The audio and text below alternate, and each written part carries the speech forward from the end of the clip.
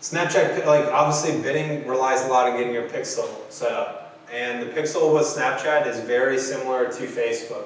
I put that sad, like angry face in there, but like I can do some text stuff, but like the pixel like always frustrated me. That was like something with Facebook that I was just like, I didn't get it, you know, like at first, you know?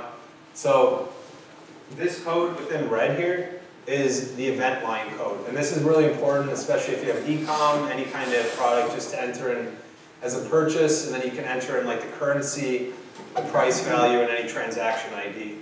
But make sure before you start running any traffic that you at the very least have your page view pixel on. And that's the same as Facebook, just copying the code within Snapchat and then copying it to the header of your website. Have your web developer do it or download Header Footer Code Manager in WordPress. That's a great plugin that I use to easily just copy and paste pixel codes.